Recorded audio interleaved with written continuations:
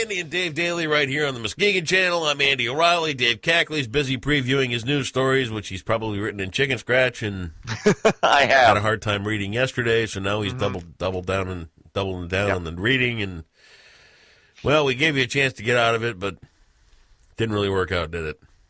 Give me a chance to get out of what? What are you The talking bet. about? Oh, yeah. Oh, yeah. That was. Well, That's on me. That's on you. me. LA choked it away at home. Yeah, they sure Really, did. Didn't really they? That Hugh disappointing. Darvish. Yu Darvish is, yeah. This wasn't his series, man. 5-0 in the second inning. Oof. I even sent you a little Facebook message on that one.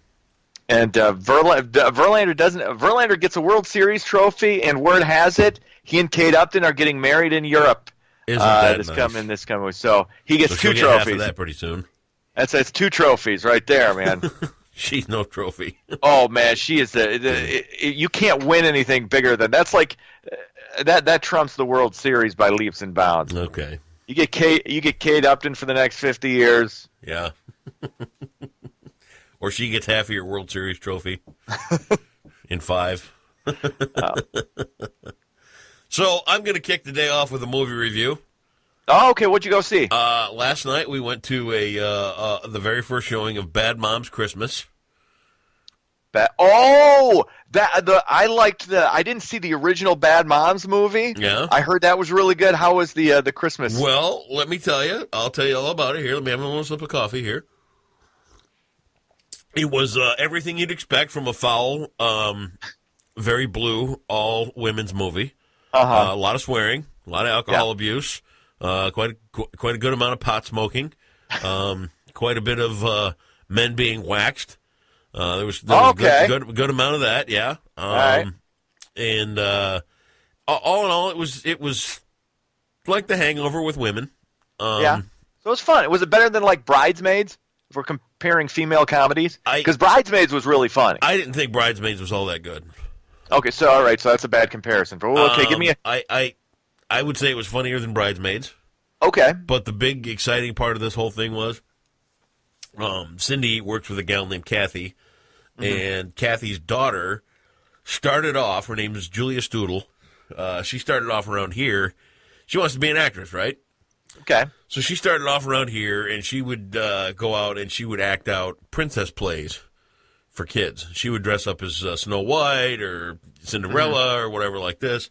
Well, she really got this acting bug, and now she lives down in Atlanta, and she got cast as a bit role in this movie. Oh, that's really cool. As the movie's going on, one of the things is a Christmas caroling scene, and they're out Christmas caroling with Christine Baranski leading the whole Christmas caroling thing, and there's Julia Steudel from Fruitport right there behind her, Christmas caroling right along.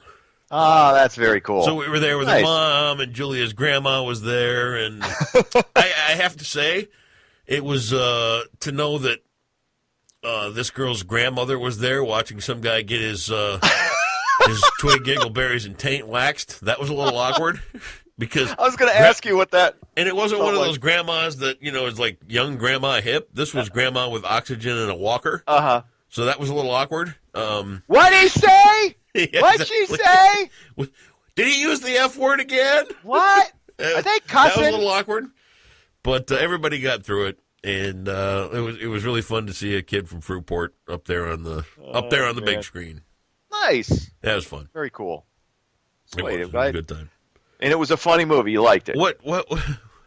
There was one scene where the 3 main characters. It was Mila Kunis is in this too, right? Mila Kunis. Yep. Mila Kunis. Kristen Bell. Yep. I love a fan favorite in anything she does. And then I can't remember the third lead gal's name, but she's in a lot of stuff. Wiig? It wasn't Kristen Wiig. No. Okay. I don't remember her name. I really don't. Okay. But and then the grandmothers were Christine Baranski, Cheryl Hines, and Susan Sarandon. Okay. So, Susan Sarandon, the first thing she does is pulls up in a semi-truck like she's hitchhiking and lights up a joint. You get the idea. Yeah. The premise is pretty clear. Yeah, but congratulations to Julia Steudel, her first big Hollywood movie, and here's to the kid. All right. Hopefully many more to come. We'll Hopefully see. many more to come. Absolutely. Very excited for her.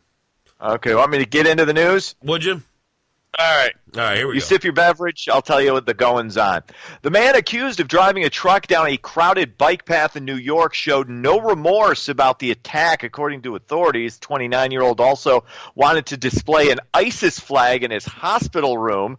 The suspect allegedly, quote, felt good about what he had done and had about 90 ISIS propaganda videos on his cell phone. 8 people were killed and around a dozen wounded. Of course, he was shot in the foot or shot in the leg as he tried to limp away. But, God, what the hell do you do? I don't know. I was kind of shocked at the reaction from Trump.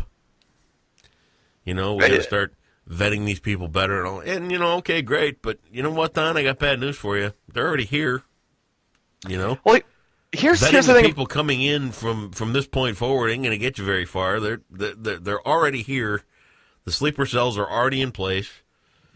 Dude, you know what? Is this your new thing now? Is this your new thing, kind of leaning up against the computer there? Yeah, it is. It is. It doesn't, because it makes me look like I'm. Haven't you? Yeah. I haven't been practicing, but this isn't just a. I decided I was going to do this. I figured. Yes. Okay. This anyway, is go ahead. Go ahead.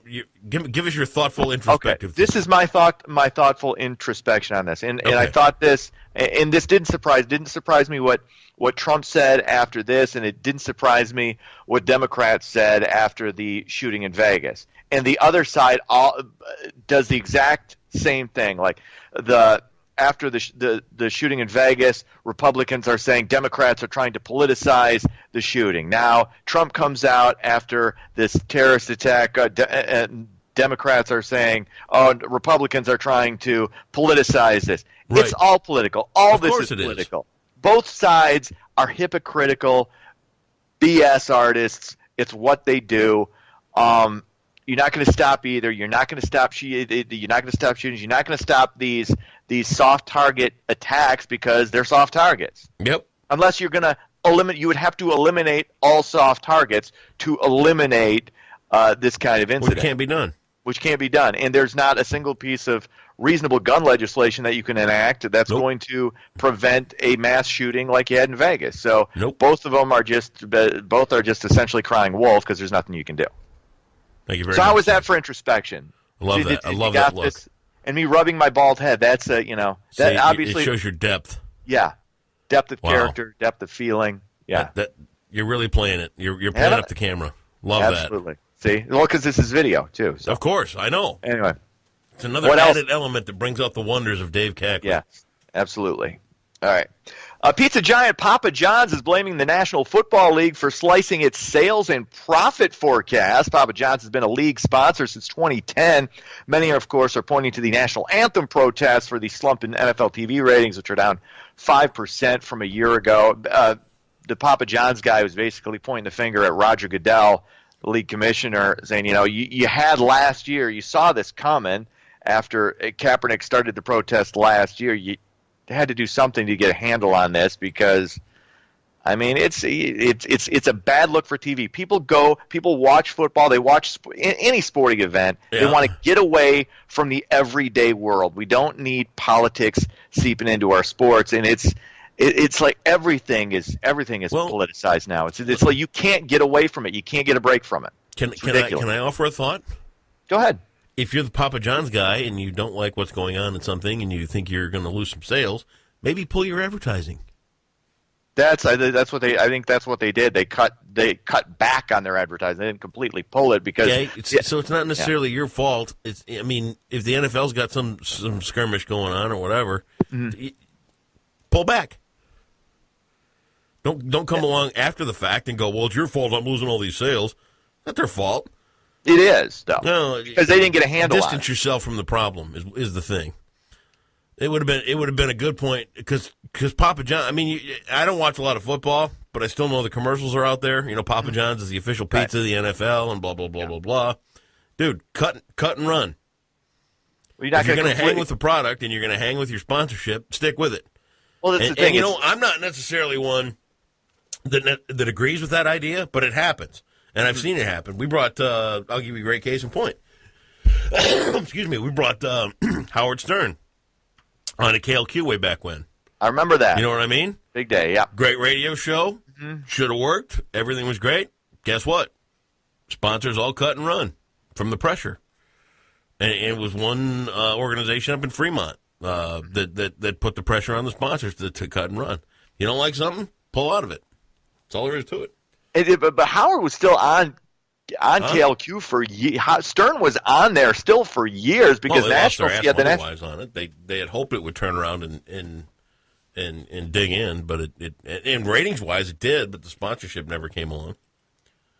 It's amazing to me. Crazy. They were paying him like $300,000 a year to carry that show, which market-wise is a fair price for a morning show of that caliber. Right.